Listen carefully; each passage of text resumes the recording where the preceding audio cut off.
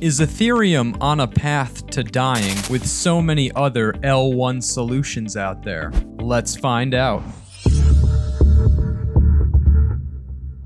Welcome back to Life Changing Wealth. You know who it is. It's your boy, J Biondo here. Today, we're going to talk about layer one solutions on the blockchain and how there are many different other options outside of Ethereum these days, what their benefits are, where they are in the marketplace, which one should you be building your project on, and most importantly, which one should you be investing in when you want to maximize your returns. It's actually a crazy marketplace these days. There's so many different options. It wasn't like this in 2017. It was really just getting started. And now we have Ethereum, Cardano, Binance Smart Chain, Solana, Avalanche, Elrond, and we even have a newcomer on the scene, Kadena. And we're going to talk about all of these different options, what they are, what they present to the marketplace, what their strategies are, and what the real benefits are. So let's just go through it real quick here.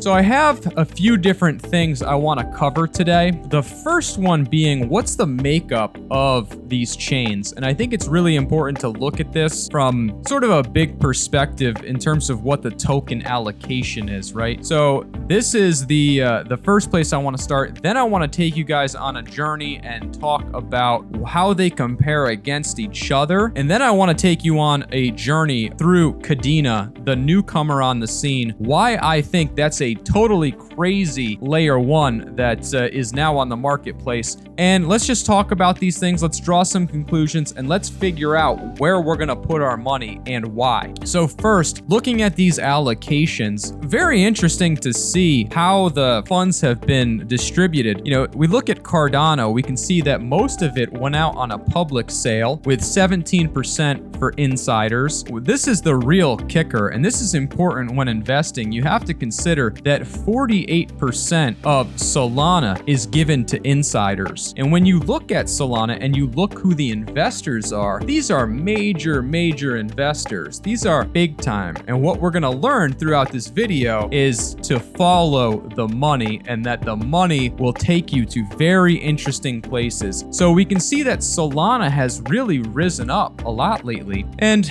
we can also see that there's a lot of money backing Solana, especially on the inside. And that's very important because the rich rule the world. So then we have some others here. We have some other sort of what I would consider dead projects like EOS. But then when we look at Avalanche, we can see that they're 42% insiders. It doesn't say the exact community allocation, but we can see it's a little bit less than Solana. And we can see that the public sale for Solana has actually been very small and larger for Avalanche and very large for Cardano. So this creates a little bit of context. And the one thing we should also talk about are Binance and Polkadot. So Binance did 50% is insiders and 50% is public sale. Polkadot is 33% insiders with 42% to foundations and other sort of community governed pools. So that's the makeup of the landscape of some of these chains. And I think that's really important to create context when you make your investing decisions. So to dive a little bit deeper, I want to take you through sort of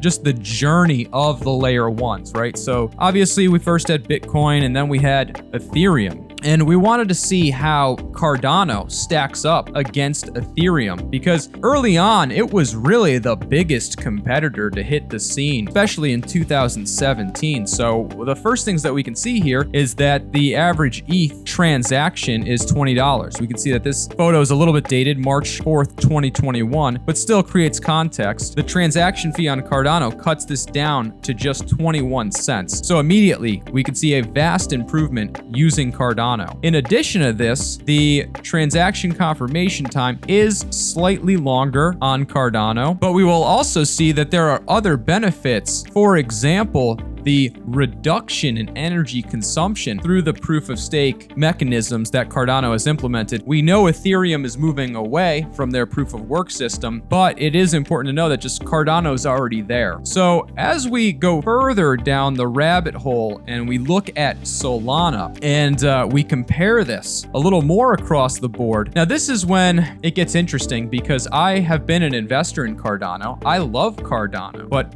boy, do the specs on Solana really surprise me. So we see here a roughly 59,000 transactions per second. This obliterates Ethereum, Cardano, Stellar, EOS, and all these other chains, and it does it with such a low transaction fee. Less than a penny. I mean, way less than a penny. Even better than Cardano. We also can see that the transaction finality is only 0.4 seconds, and it also uses a proof of stake mechanism. So this is very surprising, right? This is almost seems like the dream chain right here. And we know that Solana's ecosystem has been building up. We know that there's about 500 different applications or dApps running on Solana now. Very interesting. So what are some of the cons of Solana? Well, the big con is that it's not very decentralized. There are, I think, a few hundred validators, up to 700 to 900 validators, which compared to Cardano is nothing. Cardano has over 2,000. So, it's important to keep that in mind. But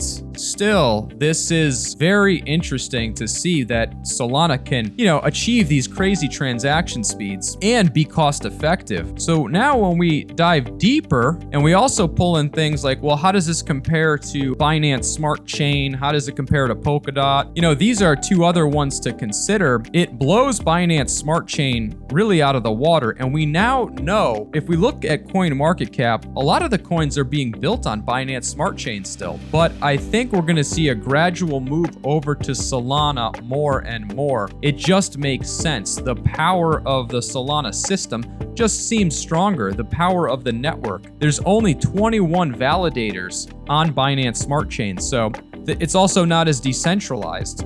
Ethereum being the most decentralized, and now Polkadot is just starting to kick things off with their auction system to create projects on Polkadot. We know that is just getting started. There are new projects starting to be built on Polkadot, and they take a very different approach to this whole layer one experience by limiting the amount of projects that can be built on it. It's a very unique process, very different from any other chain. However, when it comes to transaction latency, transaction per second, we still see Solana at the top of all the chains so far. Cardano down here, and let's dive even further. One other thing to point out is that the total transactions for Solana is up here at 15 billion. I don't know how accurate this is, but assuming this is accurate, that's a lot of activity on the chain, even more than Ethereum. I really wonder how this is determined, but it's still interesting to know, and I want to dive deeper into that. So as we move on and we introduce two other players, being Elrond and Avalanche. So Elrond has roughly a transaction throughput of 15,000 per second, while AVAX has 4,500. We see with AVAX, you build using Solidity for your smart contracts. And we can also see, this is the big one. This is the asterisk. The staking rewards for Elrond are 19 to 29%. That's mind-blowing. So that's a lot of incentive to purchase Elrond, work with the chain, and earn those really, really high rewards. We know that Cardano's down here at 5%, DOT's up here roughly 12%, depending on the exchange or how you earn your rewards. But Elrond, 19 to 29%? What? They also have sharding in place. So they have adaptive state sharding, and they're also a proof of stake chain. We know that Avalanche and Elrond are killing it in terms of growth lately too. Real important to keep that on the horizon. When we look at the ecosystems of what's being built out, we know that the Ethereum ecosystem's big. We know that the Binance Smart Chain has really flourished ever since it's been introduced. And now we have the Solana ecosystem starting to get going, starting to be built out. And we also have Avalanche's ecosystem being built out. Now, what kills me is we're still waiting on the Plutus backend from Cardano to be delivered so that we can see Cardano's ecosystem start to flourish. That's what needs to happen. We need to get that out quickly for Cardano to really kick things off and be seen as valuable compared to some of these other projects, regardless of its high market cap. Now, I want to introduce Kadena, and this is a new layer 1 that I find fascinating. I find it fascinating not because of what it's able to do. I find it fascinating because of who's behind what it's able to do. We're gonna get to that. Stay with me. This is crazy. I was blown away when I looked at the research behind Kadena. So, first of all, Kadena is a proof of work system. They say it's a scalable proof of work system. It is highly decentralized with over 900 different nodes. It's also supposedly unlimitedly scalable. We know that the transaction per second throughput is 480,000. The transaction fees are even lower than Solana. The transaction finality, however, they say is instant with Curo, but is typically 90 seconds. I'm very curious to see how that works because Solana is very fast and I haven't done any transactions on Kadena. So this is interesting, right? And they have a max supply of 990 million tokens, which gets inflated over 120 years. So this is the landscape, but as we take a deeper dive, this is where it gets interesting. The founding team originally worked on the internal JPMorgan Juno blockchain. Yes, JPMorgan. Do you guys remember Jamie Dimon and his tweets for the past 12 years about Bitcoin? We're gonna get to that. So Jamie Dimon was a hater of Bitcoin. He hated Bitcoin. And for those that don't know, he's the CEO of JPMorgan. So now we know that they've switched gears. They've totally switched gears. And now they've gotten in bed with cryptocurrency by building out this new chain. Jamie Dimon basically said he is going to go against what he traditionally believed and actually start to build a crypto project. For comic relief, here we have Jamie Dimon saying Bitcoin is a scam. Our shitcoin, JPMorgan coin, is legit though. This is Kadena. Essentially, that's the way I see it. It's very interesting. It's really difficult to know where to put your money because a lot of these projects are doing really great things. We have Cardano just starting to build out its ecosystem. We have Solana. Now, crazy transactions per second, crazy fast finality, and also 500 dApps built on the ecosystem. Avalanche, same thing. Really great project. Lots of dApps being built on Avalanche. Elrond, crazy staking rewards. Polkadot, limited chain through their auction system. It's going to be interesting. And now we have Kadena. Kadena being a proof of work system that has crazy transactions per second throughput and is a newcomer on the scene that you could get in early. So I ask, should you invest in Kadena? Which one of these projects do you like? Let me know in the comment section below. As always, guys, if you like the content, make sure to give this video a thumbs up, hit that subscribe button, turn on the notification bell, and I look forward to seeing you in my other videos.